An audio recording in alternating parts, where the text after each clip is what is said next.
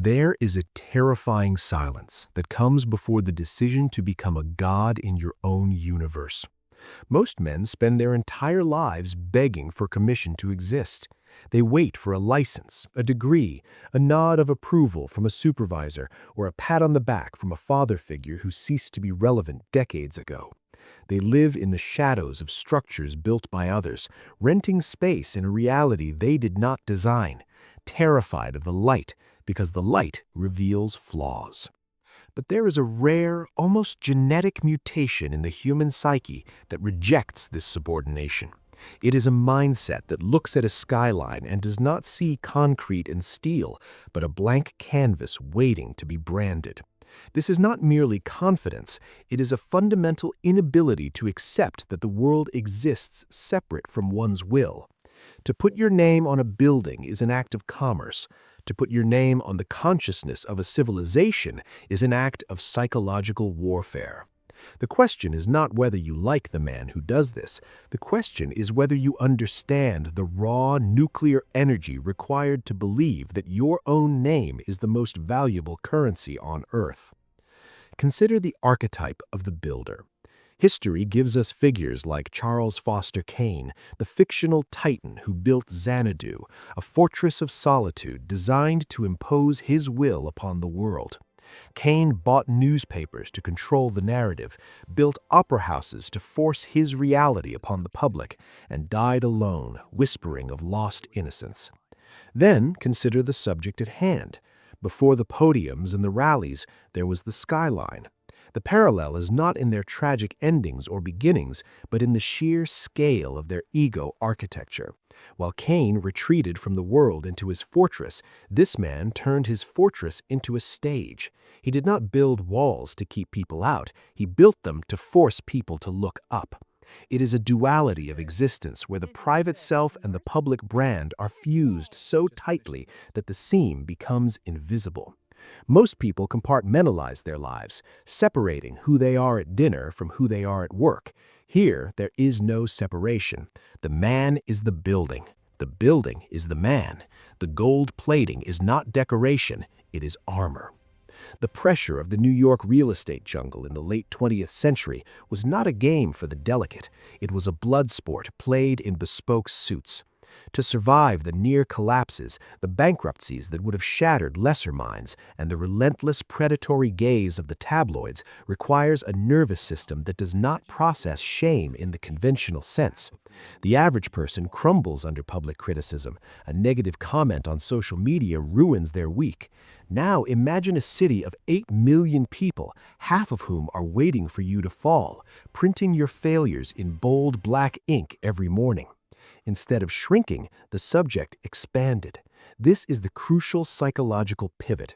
He treated notoriety as oxygen.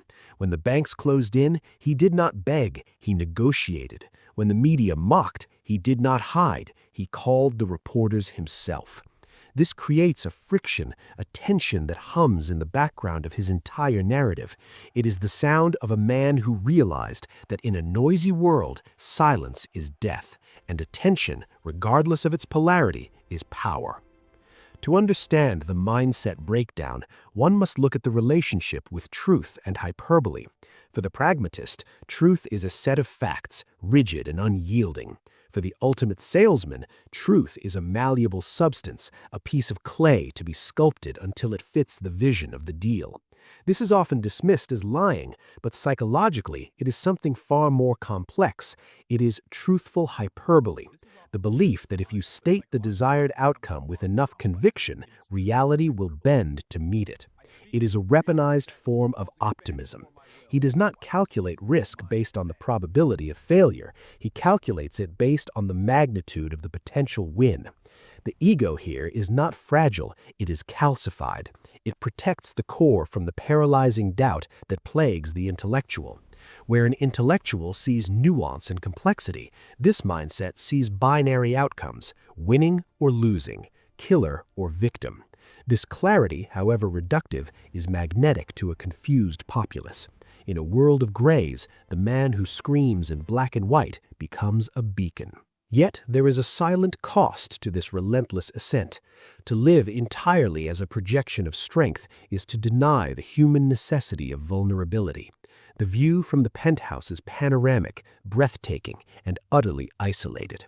When every handshake is a transaction and every dinner is a negotiation, the soul begins to starve for something that cannot be bought. There is a profound loneliness in being the only person in the room who believes the myth you have created.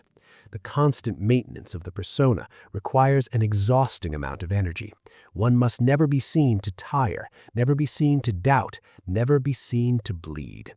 It is a performance art that lasts 24 hours a day, decades on end. The friends of the past fade away, replaced by employees, sycophants, or temporary allies. The capacity for genuine connection erodes, replaced by the utility of loyalty. One wonders in the quiet moments between the flashbulbs if the man remembers who he was before he became the monument. Then comes the turning point, the descent. Not a fall of grace, but a literal descent down a golden escalator in 2015. This moment was not political, it was theatrical, a crossover event where the celebrity stepped through the screen and into the machinery of history. For years he had toyed with the idea, but the timing was a masterclass in psychological intuition. He sensed a vibration in the country, a low hum of anger, disenfranchisement, and cultural fatigue that the professional political class was too insulated to feel. He did not offer policy papers, he offered a restoration of dignity through dominance. He stopped selling luxury condos to the elite and started selling vengeance to the forgotten. It was a shapeshift of epic proportions. The business tycoon, known for exclusivity, suddenly became the voice of the excluded.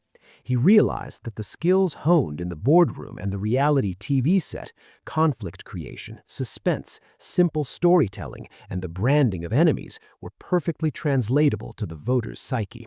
The deal was no longer about a hotel, it was about a nation.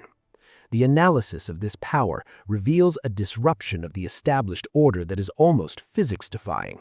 He bypassed the gatekeepers entirely. The media, which had acted as the filter for reality for half a century, found themselves powerless against a man who could speak directly to the id of the audience. He understood that the modern attention span is short, and to hold it, you must be a constant source of chaos and entertainment. He turned the campaign trail into a serialized drama, where every day brought a new cliffhanger. This is not just about votes, it's about narrative control. By sucking all the oxygen out of the room, he rendered his opponents invisible. He proved that in the 21st century, it doesn't matter if you are loved or hated, as long as you are watched. He shattered the decorum of the institution, proving that the norms were only binding if the participants agreed to be bound by them. He refused. Now look in the mirror. You claim you want success, you claim you want to leave a legacy, but you are paralyzed by the thought of being misunderstood. You water down your opinions to fit in at the dinner table. You apologize for taking up space. You study the rules so you can follow them, while the masters of history study the rules so they can break them. You look at a figure like this, and you may feel anger or admiration or confusion. But what you should feel is a challenge. The world is not given to the smartest. It is not given to the most virtuous. It is given to those with the absolute, unshakable audacity to take it. The chaotic force that drove a businessman down an escalator and into the history books operates on a frequency of belief that you have been taught to suppress. Are you building a tower, or are you just laying bricks for someone else? Are you building a tower, The silence or are you just laying is bricks waiting for someone your else? answer.